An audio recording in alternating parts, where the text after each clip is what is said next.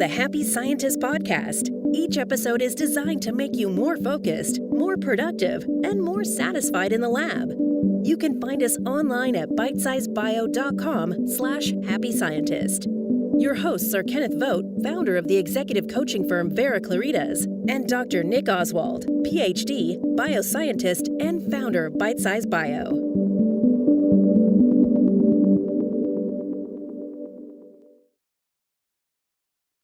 Hello and welcome to the Happy Scientist podcast from Bitesize Bio. If you want to become a happier, healthier and more productive scientist, you are in the right place. I'm Nick Oswald, the founder of bitesizebio.com, and with me is the driving force of this podcast, Mr. Kenneth Vogt, my friend, mentor and founder of the coaching company Vera Claritas. Today's episode is called What You Don't Know, You Don't Know. What is that all about, Ken? Well, it's a little bit of a brain twister at the beginning, but once we describe this, I think it'll become clear to everyone. And then the real mystery will be, how do you figure out what you don't know? Because that's where all of the learning is, and that's where all the creativity comes from, and all the imagination. So it's a really vital area, because you could think, oh, well, that's just impossible, so why bother? As bioscientists, you are dealing in the impossible on a daily basis. So you better get good at this. So we're going to help you today. So we'll start off with the most obvious thing is what you know. You know what you know. You've worked hard, in fact, to gain the knowledge that you have. And especially for many of you with your advanced degrees, you put a lot of effort into knowing stuff. So these are things that you're aware of and that you understand, because there is the dichotomy of knowledge. There are things you might know, but you don't really get them. But in your case, it's really important that you understand, and you're constantly pushing the envelope on that. There are limits to our current understanding of many things. And so you are really striving to understand things that have been uncovered and have been discovered, and that's great.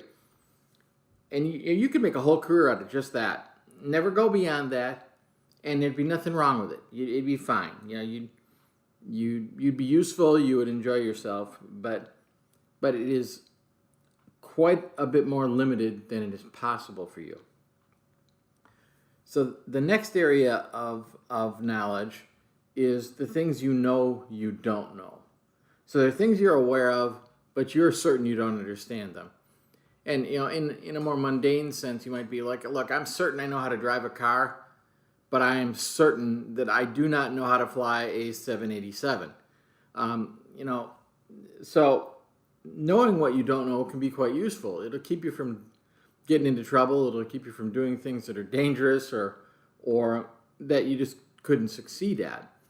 And there's nothing wrong with that. It has not impacted my life one iota that I can't fly a commercial airliner. But I've known all my life I couldn't do it, and it's fine. And it does open up the possibility that now that I know I don't know it, well, I could choose to know it. I could go out and learn that, and I could gain that skill. And it doesn't have to be something that extreme, obviously. It could be little things.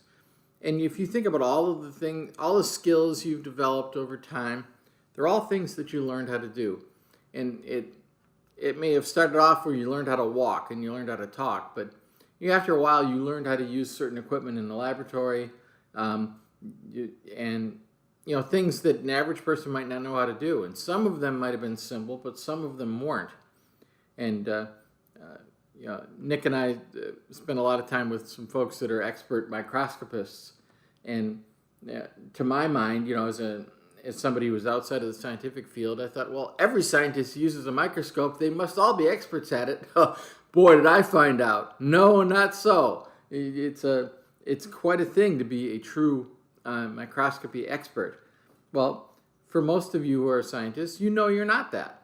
And so, what do you do in a situation like that? Well, you go to experts when you need assistance with that. When you need to really push the envelope on the equipment you're using or the methods that you're putting into practice, you go to experts to get help. So this leaves the final area of knowledge, what you don't know, you don't know. And I can't give you an example for that, because the moment I give you an example, well, then it's something you don't know. And so you got to look at that and think, boy, that's tough. But we all know that there are things that we're not aware of. And sometimes we know that we're not aware of things, but often we don't know. And So I've got an example, Ken. Oh, go ahead. An example from the history of biology, which I think is an example of what you're talking about here. Back in the mists of time, last century, when I was an undergrad, we were taught that on the genome there were genes, and then everything in between the genes was junk DNA. It was dismissed as junk DNA. And there was no question of, it struck me at that point, there was no question of, that being, or the attitude was that there was no question of that actually being anything other than junk. But actually, since then, we've discovered that there's a whole range of functions that we didn't know about, that are, many of which are very important for understanding of biology, but also for disease treatment and things like that. So at that time, we didn't know that stuff was important, and in a way, it comes back to that one thing that we talk about quite a lot is humility, about realizing that just because you don't know what something is, it doesn't mean that it's nothing. If you see what I mean, you must be open to the fact that it could be something other than what you think it is with the information that you have at hand now. Right. And what you don't know kind of breaks down into two categories, and that's kind of the first one. That's something you understand, but you're not aware of. In other words, you knew there were genes, there were things in between those genes. You knew something was there, but you assumed that they didn't have any value. Well, it can't be that way. We've come to learn. I mean, I'm speaking as a neophyte here, but I've heard stories about this. But it began with you at least you saw something. But there's other stuff you just plain didn't see. And you gotta remember, there was a time not that long ago when we didn't even know there were genes. Any genes. And by the way, every one of us who's on this listening to this podcast, every one of you, there was a time when you didn't know about genes. You had to learn that. Somebody had to open your eyes to that as a concept even. And at the beginning, maybe they told you about it and you only had the most fuzzy understanding of what that means, and kind of like my present understanding of it. I have a vague idea what a gene is all about, but not to the extent that any of you do, because you've dug in that much deeper. And so that's part of what happens here.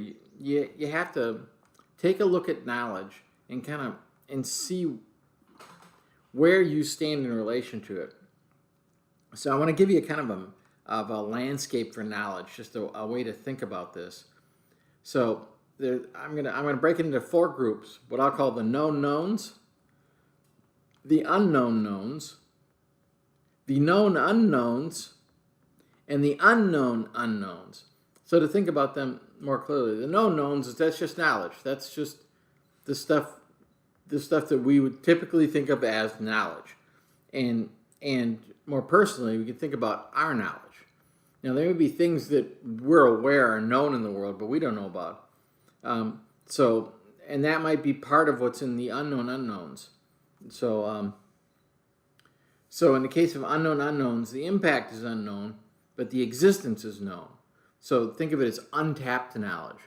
And maybe it's knowledge you haven't yet accessed. You know it's there, though, and maybe it's in that paper you should be reading, or it's in a conversation with a more experienced colleague, but there's an unknown known out there. Well, then about these things that, like what you're talking about, Nick, there a moment ago, known unknowns, these are the areas of risks. If we just stuck with that assumption that, that's just junk DNA, how much would have been lost? How much have we grown since we wouldn't accept that notion? Oh, this is just junk, and more study was put in, and more effort was made. And then finally, these unknown unknowns, these are the unfathomable uncertainties. That's where all the juice is. This is where discovery comes from. This is where creativity comes from. It's not much of a discovery for you to go to a textbook and learn something you didn't know before. It was right there in the book, and it's not even that much of a discovery to, I don't want to take away from the discovery of things like what this supposed junk DNA is all about, because, that's still meaningful. But first discovering that there was this thing that they labeled junk DNA, that was a huge step forward. And it's a huge first step. You think, well, if that's a step forward, all we do is get to a place where we don't know anything. Yes, but it is critical to know what you don't know. That is where all the opportunity lies.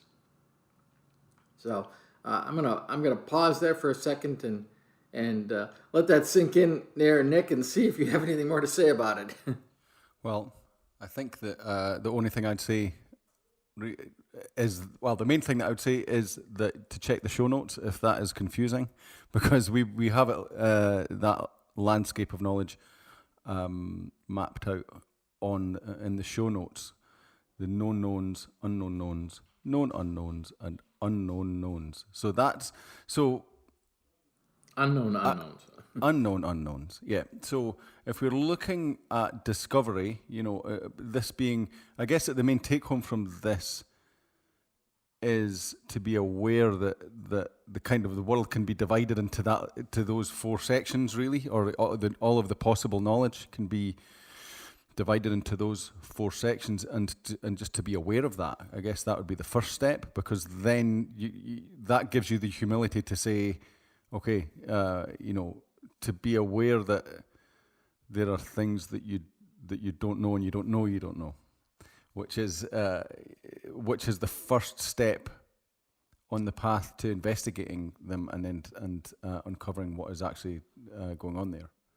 Yeah, I've noticed, Nick, that in quite a few episodes, you've explicitly referenced humility, and it's becoming kind of a theme for the podcast because, man, it's such a critical component to being a successful and happy scientist.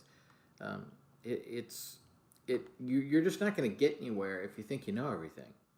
Yeah, that's the thing, is that in a way, the less you can assume, the easier your life is in a way, because the more open you are, and the less you'll path yourself. Yep. The less you assume, the more you will see.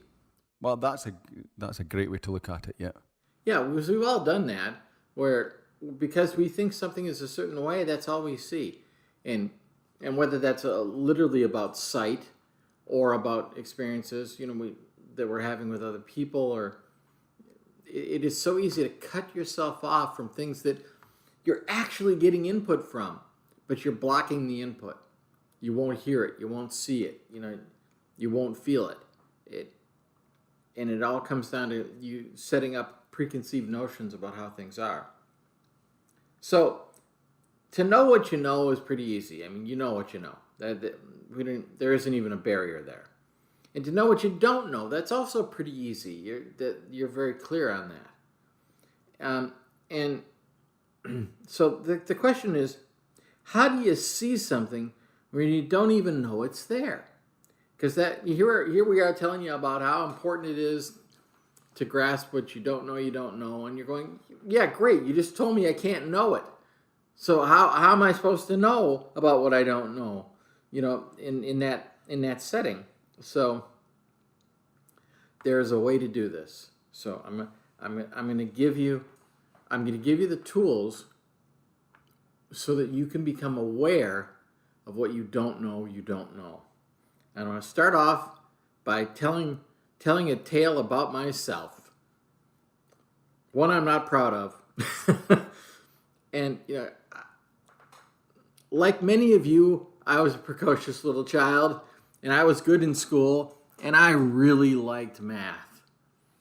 And I was good at it. And I couldn't understand why the kids complained about math, about how they hated it and how it was so hard. Because to me, it was so obvious, and it was so orderly and beautiful, and I just thought that was fantastic.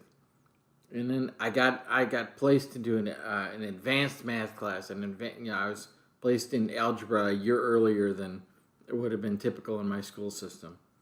And I'm so excited. This is going to be awesome, and I'm going to be great at this. And the teacher starts off, and she starts talking about formulas with letters in them, not just numbers. And I didn't get it. She gave that first lecture. At the end of that class, I was like a deer in the headlights. I did not understand what this X was. X equals 2. How can X equal 2? It's in the alphabet. I just couldn't get it. And so here it was, this thing that I didn't know. I'd never even heard this concept before. And I walked out of that class scared that, oh no, this is the moment where my identity is this smart kid who gets math was all over. And I was in a class, with other advanced kids, and they were getting it, at least so it appeared to me. And I thought, I'm doomed. But I don't know what happened. I went home that night, scared. I went to sleep, and I woke up, and I understood it. I woke up, and I got it. And part of it was I had this compelling need to get it. It really mattered to me. So that's one of the things that it starts out being. You need to be committed to being able to see the things you don't know that you don't know. You got to make a conscious choice that way. Now, in my case, the conscious choice was made from a fairly weak position. I was afraid to not get it. But I could have come from a much more powerful position of being excited to learn and where I was going to reach out for it. But, get there whatever way you got to, right? If you're being motivated by moving away from something, I don't want to be the guy that doesn't understand this. Okay, use that. Better yet, though, if you could be excited about, I want to be the person that gets it. I want to be a discoverer. I want to be an explorer. I want to learn things that nobody's even thought to learn before. And you have so many great examples in bioscience for this. You've had so many go before you. You've got great possibilities for heroes and mentors. When I say heroes, I mean, there might be some of the people that have made great discoveries, Louis Pasteur and, that ilk. But, you can have mentors that are right in your lab right now. They could be professors you've had in the past. They can be fellow students that you came up with that just, really have the spark. So make use of those people to help you. And so, to do that, you got to commit to the idea that I am going to explore what I don't know. So the next point I want to make is beyond commitment is you got to trust. Trust that you're headed in the direction of new knowledge. Give yourself that opportunity. You don't have to even see any signs of it, because that's kind of the point. How many times have you learned something where it just it came to you in a flash, or you had an intuition or a hunch? These are not uncommon experiences. And yeah, are they wholly rational? No, they're not. Well, guess what? We're not wholly rational. Now, I'm not advocating irrationality here, but I am pointing out that rationality is limited. It only takes you so far. So don't be afraid to go beyond rationality. Go a little further and trust that there's going to be something there to find. Now, I'm not saying that every time that you look under a rock, you're going to see something. That's not true. But one thing that is going to happen is you keep looking under rocks, you're going to see things. So trust that there are things out there to learn, and there are things out there that you will find.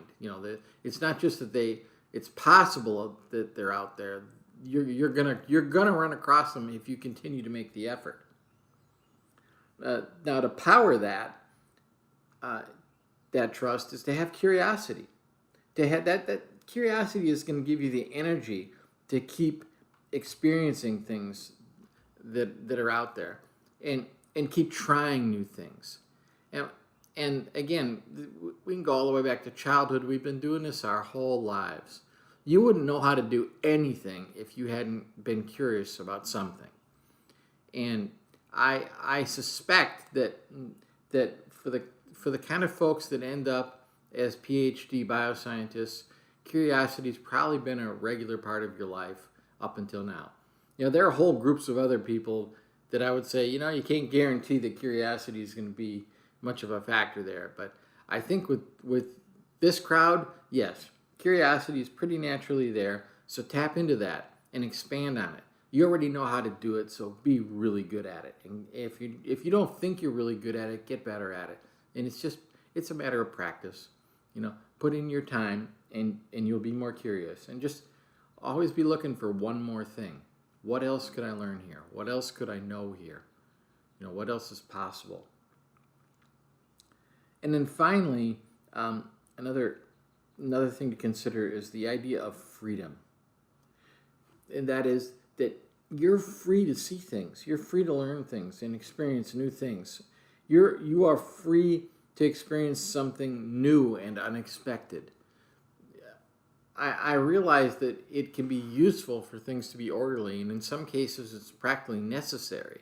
And in some cases, for what you're doing, it's a matter of safety that things be reliable. But you know what? New and unexpected happens. Sometimes your entire experiment just dies. And wow, that's horrible, right? Except there may be something really important to learn there. And that gives you the opportunity then to see something you didn't know. And I can't undervalue freedom. Be free in what you're doing because you're the ones on the cutting edge. For me sitting here behind my computer, I can't even see where you are. You talk about what I don't know what I don't know about what you guys are doing on a regular daily basis. And it's fantastic that you're doing it. Otherwise, I'd have to do it. And I just don't have time. I'm doing other things. But, the same thing is happening here. The things that we're talking about in this podcast, you probably haven't, in many cases, put a lot of thought into some of these things. Well, that's why we have this podcast, to introduce these things to you, to let you know about some things you don't know, because you may never considered them before. And for good reason. You've been busy with other things. So this is my admission. So any further thoughts, Nick? Yeah, so I think if you just take it back to the level of just talking about, you can apply this to all different, this framework or this viewpoint to all different areas of your life, but just taking it into the area of your job as a scientific discoverer, if that's what if you're a researcher at the moment. Just again, this is as you said, this is becoming a theme on this podcast. But for me, you're looking at these, fostering these qualities in yourself: commitment, trust, curiosity, and freedom, to be open to explore what's happening in front of you rather than just assuming and being pathed. And in the context of discovery, that's more just, it's a very important thing. For me, the pivots are curiosity and trust, because what we often see, or what I've often seen in science, is this whole thing about chasing results, about going for a result. You're tamping down the curiosity because you don't trust that the work you're doing is going to take you where you want it to, or where you need to get to the next milestone, the next paper, or the next funding, or whatever. And so you sacrifice curiosity and freedom for what feels like more security in terms of trying to get the result that you need. But if you can just open that up and be aware that although that you would like a specific result to happen, if you can sit back and say, well, be open to another result, and that would just take you on a different path, then that is much more pristine discovery than this kind of trying to force results out. Right. And this takes us back to episodes 1 and 2 of this podcast. The first episode was talking about the human need of certainty, which may speak to a lot of y'all just automatically, like, yes, I love that. But the second human need was variety. And variety is the place where you get into these unknowns. Yeah, I mean, that's the thing. You're an explorer, so explore. Don't try and, make the paths before they're actually defined in front of you, even if you think they are. That's right. That's the way that I would. And as you noted a moment ago, Nick, too, this applies in your whole life. And I think back to something that's an example for me. I love sushi, but I'm a white boy from the Midwest. How would I have ever had sushi? Well, I moved to California, and I saw these sushi restaurants around, and of course being, a proud Wisconsin boy, it's like, what? Who would eat raw fish? That's crazy. Who would do such a thing? Well, so for years I didn't try it, but I just kept seeing it and thinking, I gotta know. What is it that it's so exciting to people? And I thought, well, I'm gonna go in one time. I'm gonna have a terrible experience. I'm gonna waste some money, and then I'll at least be able to say I know, and I won't care anymore. And I liked it. And then I thought, I want to bring my kids in. And the kids were little, like 5, 6 years old. And I thought, they're gonna hate it. My son sat at that sushi counter, and he looked in at those fish and, those things laying in the counter, and he saw the octopus. And it's basically a tentacle with suckers on it. And he's like, I want that! He wasn't afraid to try something new. And I thought, man, if I had that attitude 5 years earlier, I would have been enjoying sushi that much longer. So this applies across the board in your life. Apply it in work for sure, but then spread it out in the rest of your life too. And you'll find it gets easier everywhere once you start implementing this curiosity and freedom in the world.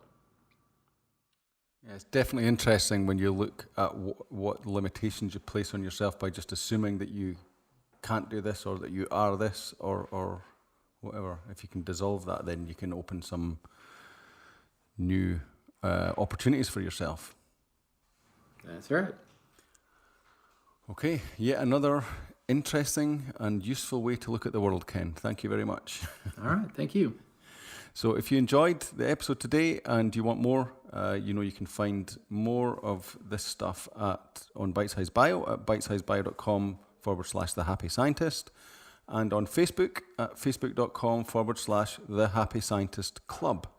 And Ken mentioned earlier the episodes 1 to 2, where we were talking about human needs and so on. If you go back to episodes 1 to 9, in fact, contain a lot of foundational principles that if you haven't listened to them already, it's worth going back and having a listen to those. And if you have listened to them, please let us know what you thought by joining us on Facebook, The Happy Scientist Club, and let us know what you thought. Let us know how you feel that applies to you or doesn't, and any questions that you might have that arise from that as well. So that just leaves me to thank you again for another great episode, Ken. And Thank you. Thanks to everyone for listening in, and we'll see you again next time.